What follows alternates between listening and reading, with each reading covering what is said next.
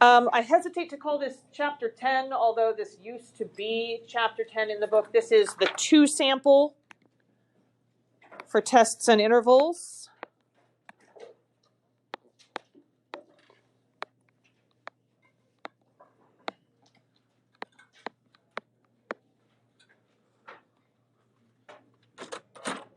Thank you. So when we are doing intervals for proportions, p hat 1 minus p hat 2 plus or minus z star. And then for the standard error, we have to use the variances for each of these two groups, p hat 1 times 1 minus p hat 1 over n1 plus p hat 2 times 1 minus p hat 2 over n2, and then square root that whole thing. We do have a calculator shortcut for this. Stat tests, option B is the 2-prop z interval. So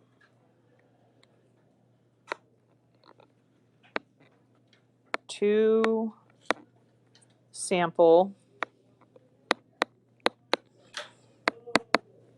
interval for proportions.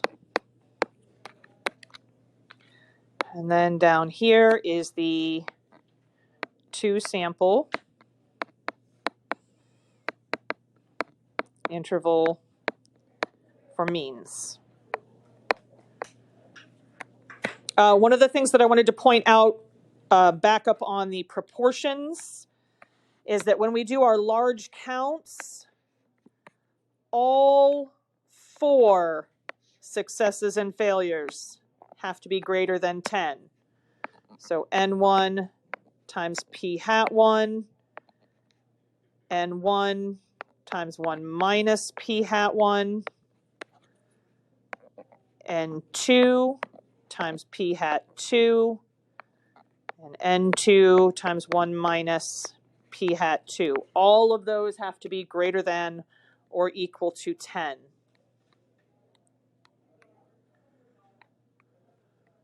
Scoot that over just a little bit.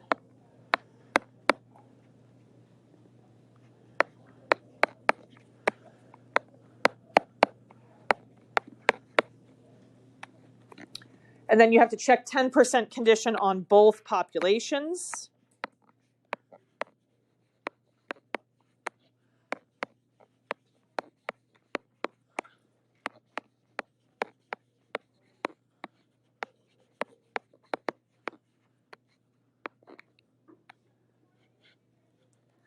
For means, we do, it says mu hat. We would do x bar, not mu hat. X bar 1 minus x bar 2. We don't do mu hat. Both samples are randomly selected or assigned. Large counts, both sample sizes are greater than or equal to 30, or plot each distribution. And then check 10% for both populations.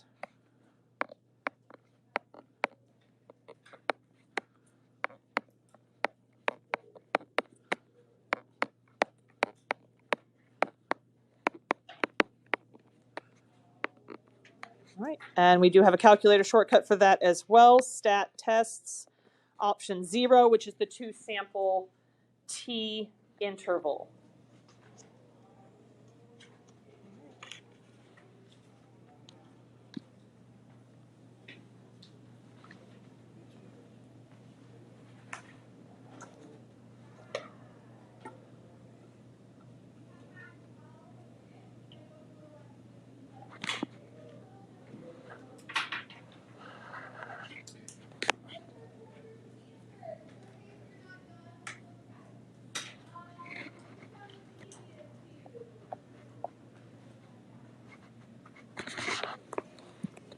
I know some people are still getting some stuff written down, so I'm going to hold off going to the next screen until I know we are all on the same page.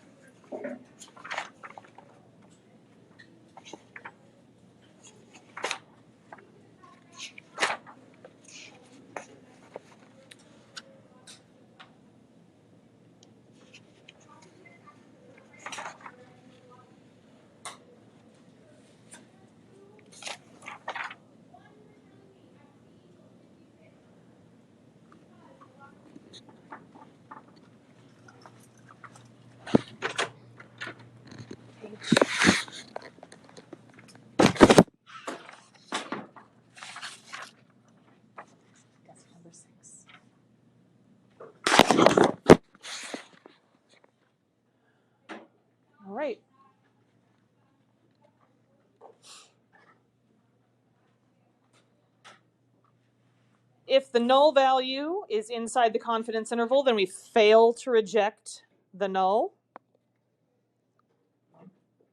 Since the difference of 0 means there is no difference, 0 is a plausible solution. If it's outside the interval, then we reject the null.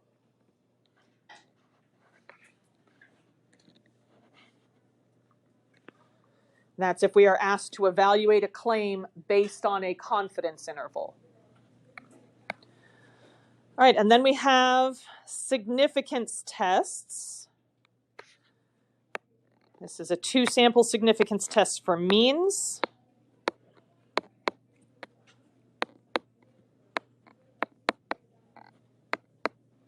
Sorry, not for means, for proportions. My bad. I apologize. For proportions.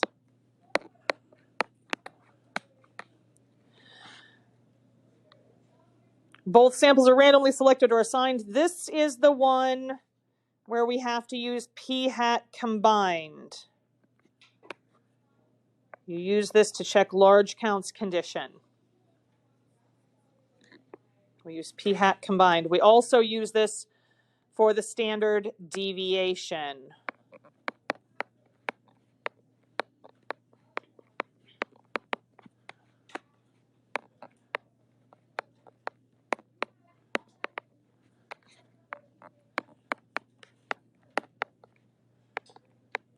We would have the square root of p-hat combined times 1 minus p-hat combined over n1. I'm going to need more room for that. Hold on, let me move that, because it's longer than what I have room for. P-hat combined times 1 minus p-hat combined over n1 plus p-hat combined times 1 minus p-hat combined over n2.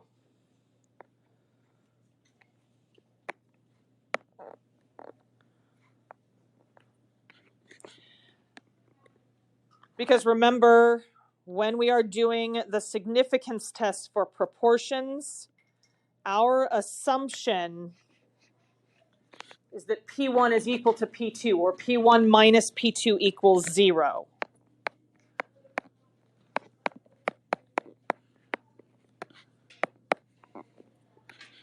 We're assuming these two proportions are actually the same, and so that is why we combine them for the standard deviation. We don't combine when we are doing intervals because we don't have that assumption that they are the same. But the null hypothesis for the significance test is that P1 equals P2. P1 minus P2 equals 0. We do have a calculator shortcut for this. Stat test, option number 6, a 2-prop Z test.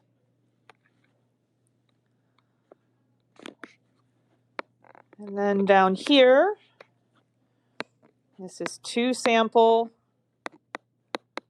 significance test for means.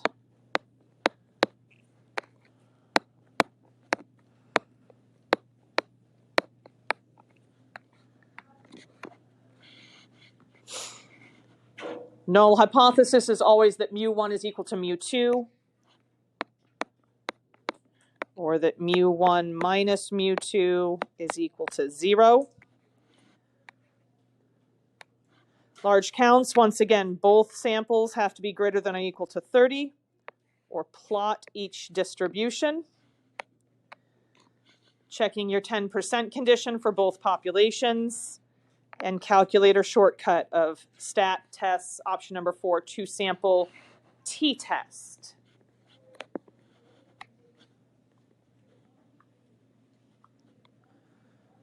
And then there was one that was not on here.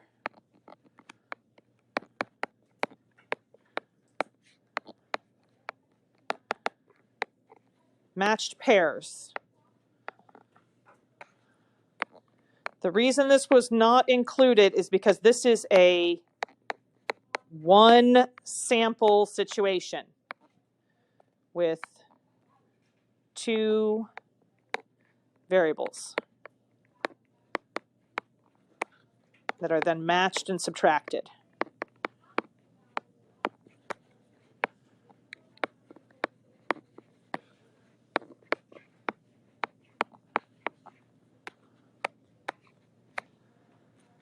For matched pairs, our test statistic is x bar of the differences minus mu of the differences, which just like with my 2 sample, this will always be 0.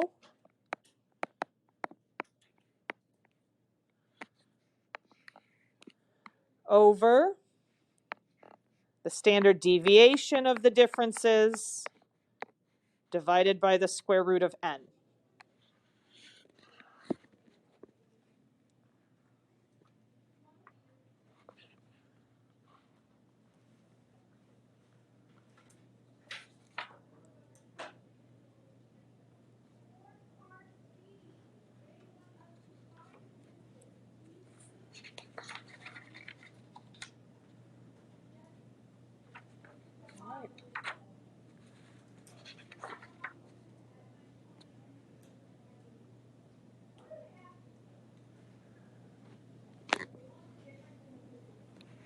So far, so good?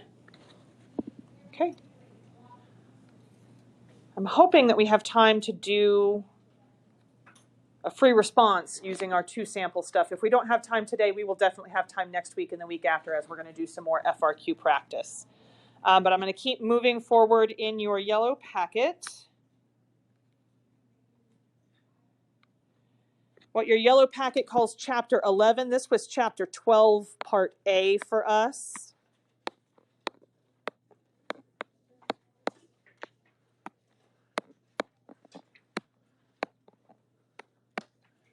This was all the chi-square stuff.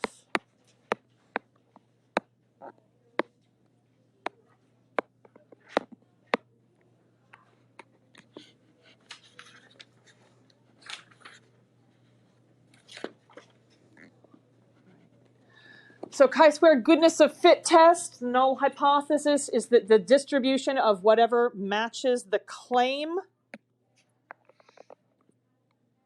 And we need to either list out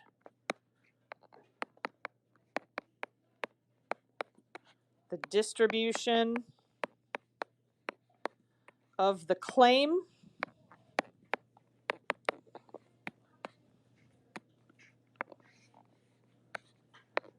or direct the reader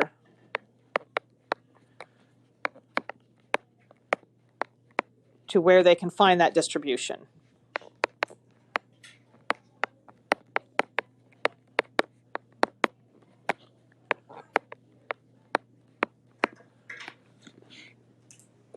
So the null hypothesis, it matches the claimed distribution.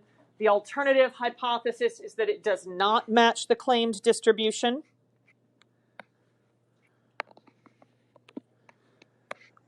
Calculator shortcut for this, stat tests, option D, chi-square goodness of fit. For homogeneity, we're not comparing to a claimed distribution. We are comparing different distributions. So the same for each category.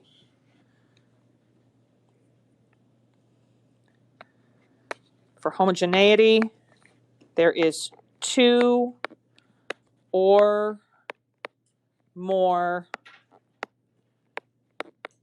groups or samples.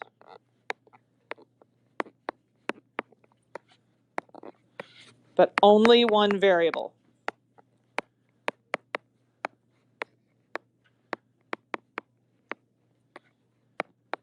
The chi-square test we use for categorical variables. So we would have just one variable, but with multiple categories in it. This is like when we did the M&Ms. And so each of the colors would be a category, but the variable is just color of M&M. So you'll see it broken down into different segments. The distribution of whatever context is different for each category would be our alternative hypothesis.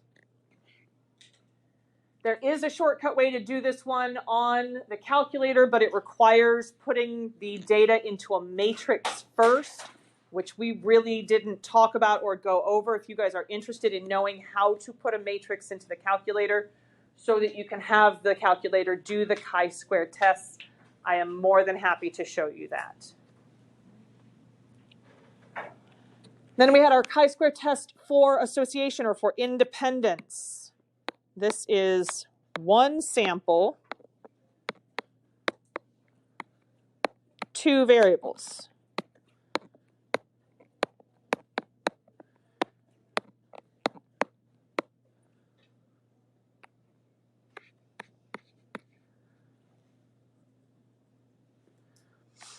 So this one, the null and alternative feel a little bit weird. The null is that there is not an association or that they are independent.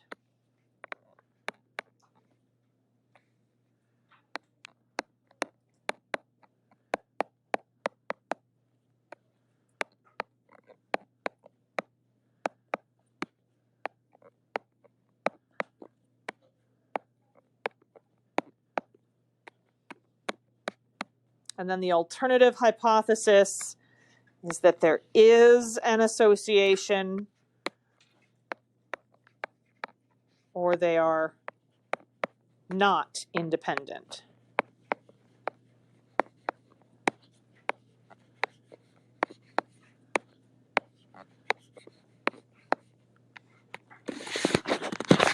So the null hypothesis there is that one variable does not influence the other variable. These two variables don't have any relationship between each other. They are independent. If one occurs, that does not give me a better clue about whether or not the other one would occur. Again, you would have to use the chi-square test for this, not the goodness of fit test, which would require putting the information into a matrix first. Again, more than happy to show you guys how to do that if you want to know how to do that on the calculator. If you don't do it with the calculator, do you guys remember how to do this?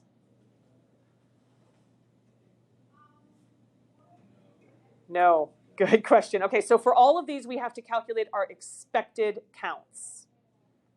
Expected counts. So back on goodness of fit, you would take sample size, so n, times the given distribution.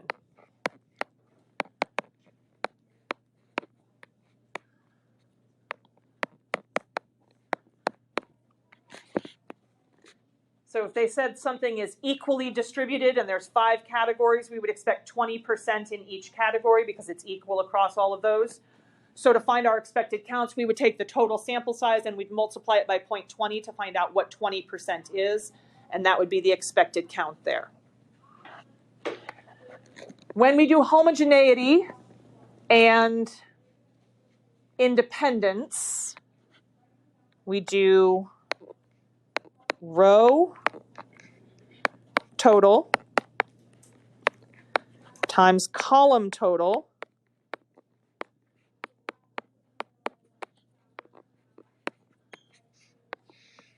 divided by grand total.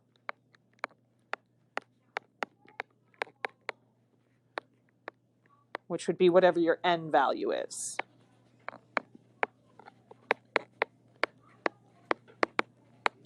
Again, that's for expected counts.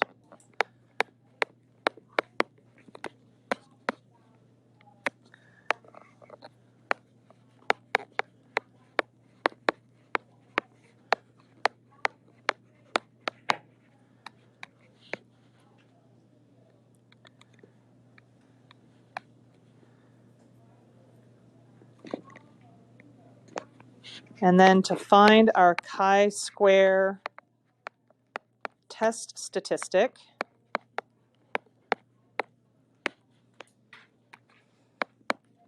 this is the summation. Make sure I write this down exactly the same way we did it when we were in the book.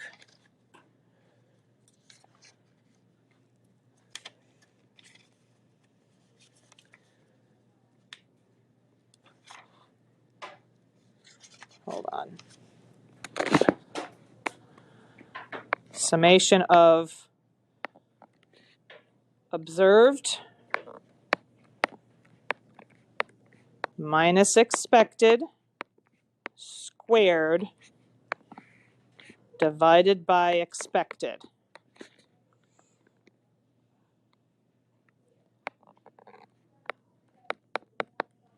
Show all components. You don't have to show all of the fractions. You need to show at least the first fraction and the last fraction. So I see your observed minus expected squared divided by expected. But then the value that you get from each of those fractions you would need to show, because if you do decide to reject the null hypothesis based on your p-value, you would need to refer back to the largest component of the chi-square test statistic and say this one right here, because we had a lot more observed than we expected, or we had a lot less observed than we expected. And so that's why we're saying that these distributions do not match. All right. And we do expected counts the same way for tests for independence. Conditions. Conditions for a chi-square. We need random sample or a randomized experiment. We need to see that all expected counts are greater than 5. Make sure to show all the expected counts. You can do this in a table. You can do this in a list.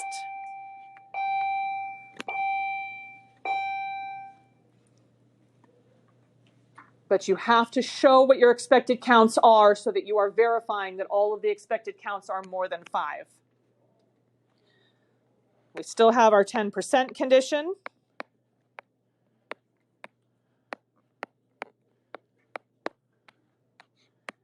And then degrees of freedom. This was the one that was weird on degrees of freedom. It's either going to be number of categories minus 1 for goodness of fit, or number of rows minus 1 times number of columns minus 1. This is for homogeneity.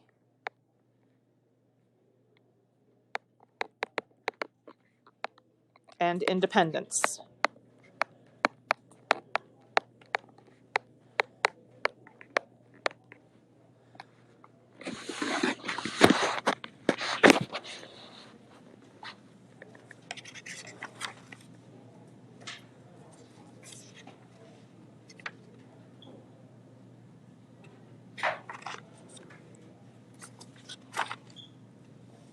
All right.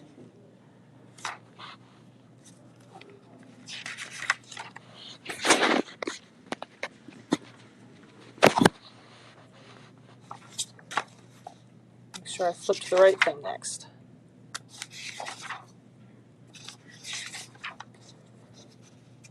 All right. And then the last thing in the packet, in the yellow packet, I mean, says chapter 12. This was our chapter 12 part B, inference for slopes.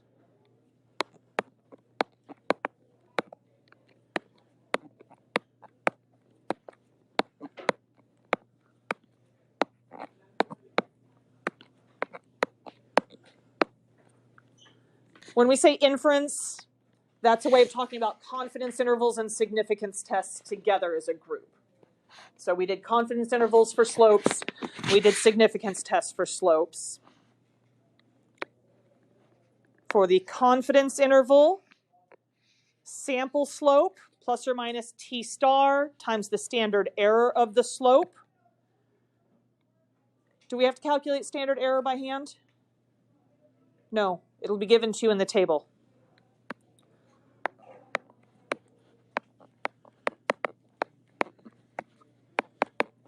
Or rather, computer output.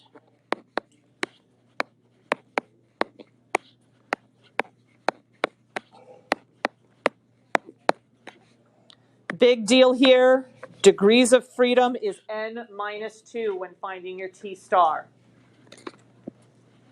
We can use the interval to see if there's a positive or negative correlation between the two variables. If 0 is inside the interval, we cannot determine. If 0 is outside, then we can determine. So if 0 is in the interval, then we don't know if there's a relationship between these two variables. And if we have a positive or a negative, only positive values or only negative values inside that interval, then we can determine that there is a relationship. We're going to add another bullet point here. The test statistic T is B minus beta over SEB.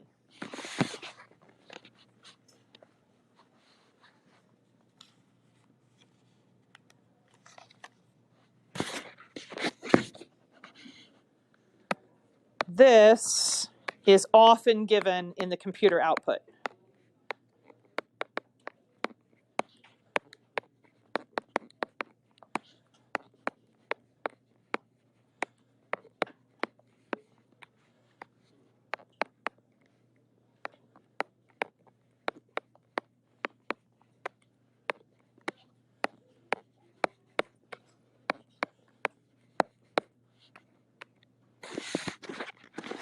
Which I'm assuming is why it was left off of this yellow paper, because a lot of times we have that just in the computer output and we can read it right off of there. There is a shortcut on the calculator for this. Let's see if I can pull that up for you guys.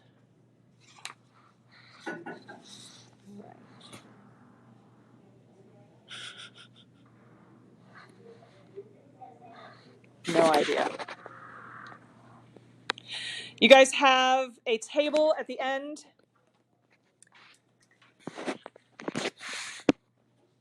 Giving us all the information in one spot as far as what are the formulas that we need, what are the conditions that we need to check, what's the statistic, what's the parameter, the formula, and the calculator shortcuts should you choose to use them. So we've got one prop z in, two prop z in, t interval, two sample t interval. So this one's for proportions, this one's for means. T interval for slope. There is an option that is lin reg t int. If you remember when we were doing this before, we could not use a calculator shortcut because it was going to do degrees of freedom minus 1 or n minus 1 for degrees of freedom. And we didn't want n minus 1 for degrees of freedom. We wanted n minus 2. The lin reg t int will use n minus 2 for the degrees of freedom. And then significance test for proportions. We have our one prop z test, our two prop z test. For means, we have the t-test and the two sample t-test. And then significance tests for slope, there is a lin reg t-test that you can use for slopes. All right. Let's see.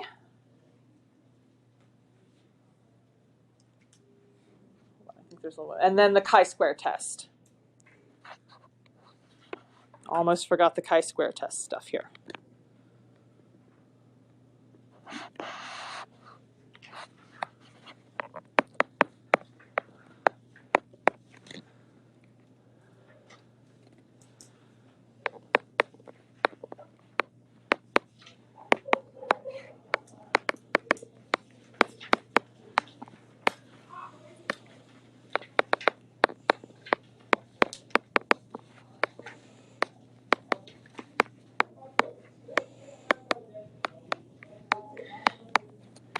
You cannot use the chi-square test if you don't have a matrix set up. The calculator will automatically pop back that it has no idea what you're talking about. Entering a matrix into the calculator is not a horribly complicated thing, and then you could use the chi-square test if you do that. As we get into some other example problems and we go along, I will show you guys how to do that if you are interested in seeing that particular piece. Personal opinion, while chi-square has shown up on the AP exam in the past, it is not as common as, say, a one proportion Z interval or a two sample t-test.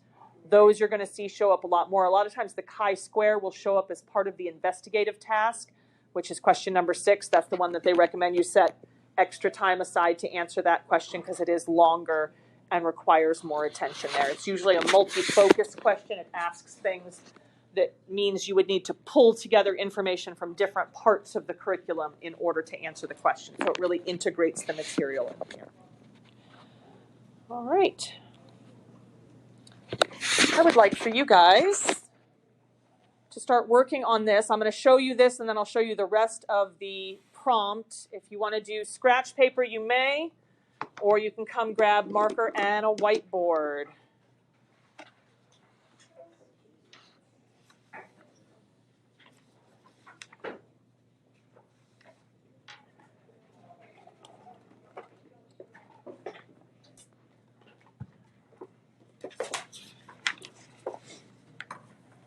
Oh wait, that got separated from my other one.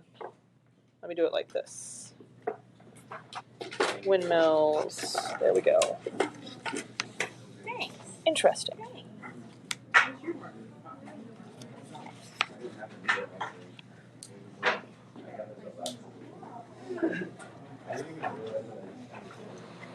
Great.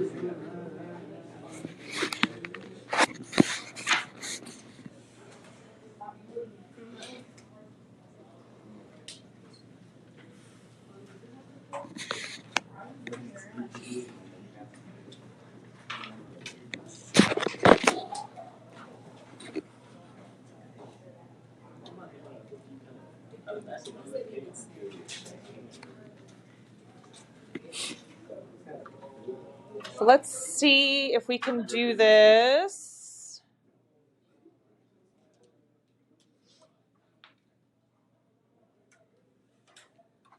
Let's see if we can do this in about 6 or 7 minutes.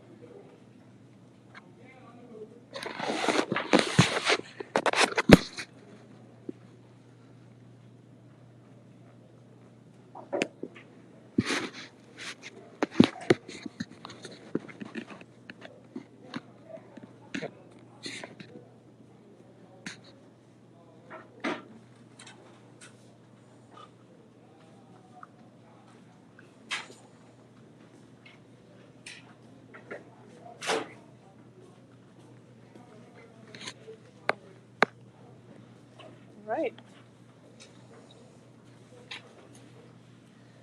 Let's look at the answers. Well, let's talk about the answers anyway. Use the computer output above to determine the equation of the least squares regression line. Identify all variables used in the equation. So what is the output variable here? Electricity production, yes.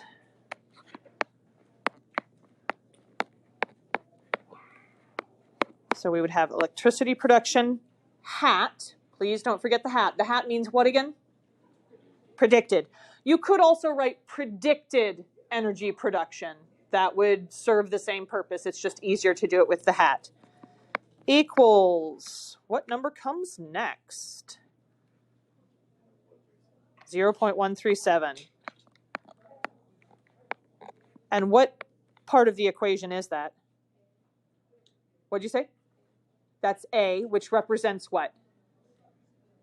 The y-intercept. Yes, that's our A value, that's our y-intercept. And then what? 0.24. That is our slope, our B value. Anything else that we need? Times x. Don't just put an x here. You'd put wind velocity.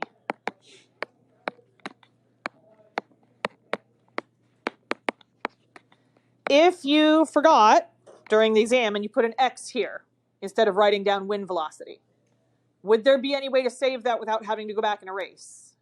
What would you do?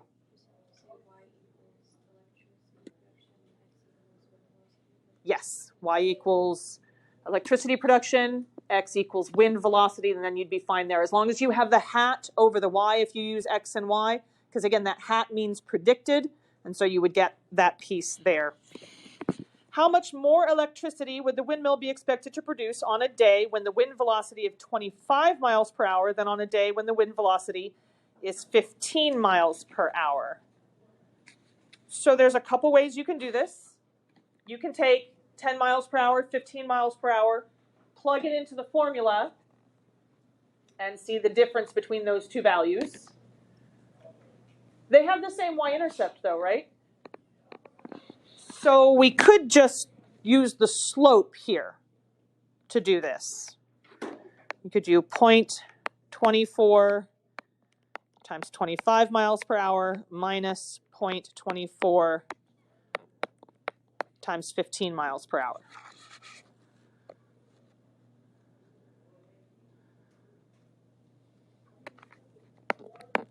Or I can even think of a way to shortcut that even more. What's the difference in wind velocity?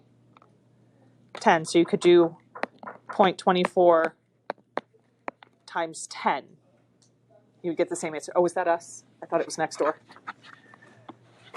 Yeah, I'm really sorry for me. No, that's okay. You are totally fine. I thought it was next door because they've been making a whole bunch of noise, so I totally missed that it was even you. All right. All right, thank you. You're welcome. And so you would get what? Yep. We get 2.4 amperes or amps. Would it be important to put units on this? Yes, yes, yes, please, yes, pretty please, yes. That's how we get context a lot of times. If you forget to put it other places, but you remember to put it with your answer, you put it as units, you get those context points. What proportion of the variation in electricity production is explained by its linear relationship with wind velocity? What are they asking about? R squared. What is R squared? Yep, 0.873, but it's, so you could answer 0.873, or you could say 87.3%.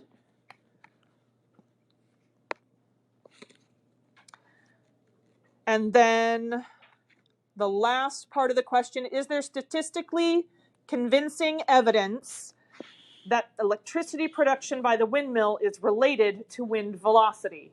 Explain. What do you think? Is there convincing statistical evidence? What should we look at to answer this? P. Possibly looking at our test statistic T, but definitely looking at P since they gave us P. The test statistic is 12.63 with a p-value of practically 0, which is less than alpha of 0.05. That would even be less than an alpha of 0.01. So at any of the alpha levels that we've talked about, we would have convincing evidence that there is a relationship between these two things. Fair enough? Whether they are wanting you to do an entire significance test or not, I would look at like how many parts to the question are there. Like you could do a full-on significance test here, and that wouldn't be a bad idea to go in and check your conditions to make sure. But they did give you T and P, so you don't have to calculate those yourself. All right, let's do one more free response question. Why not this one here?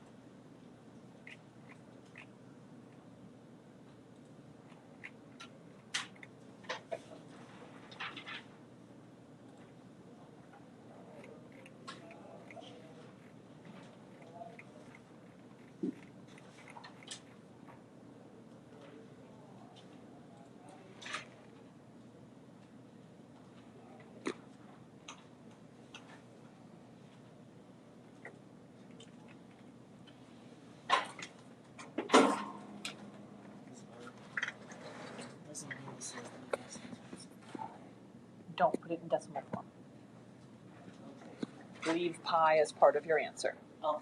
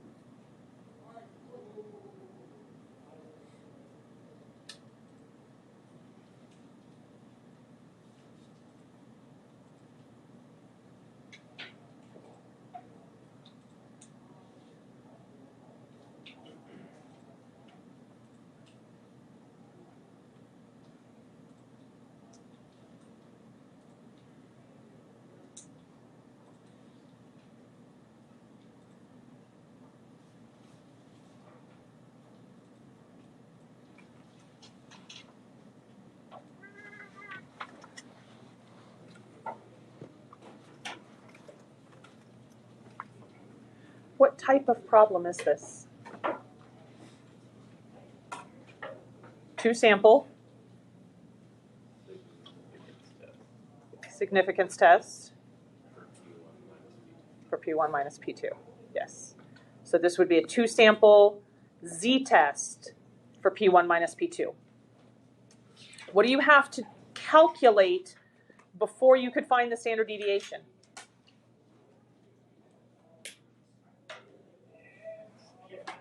You're going to need p hat combined. You need p hat combined. You also need that for your 10% condition.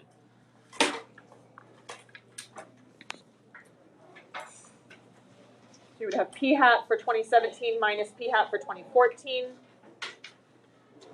minus P1 minus P2, which would just be 0 over your standard deviation.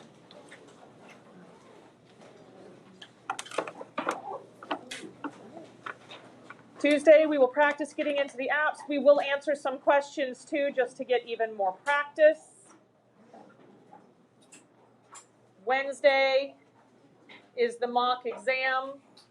And then Thursday and Friday, we will continue reviewing for your AP Stats exam. We are a little bit more than 2 weeks away from that exam.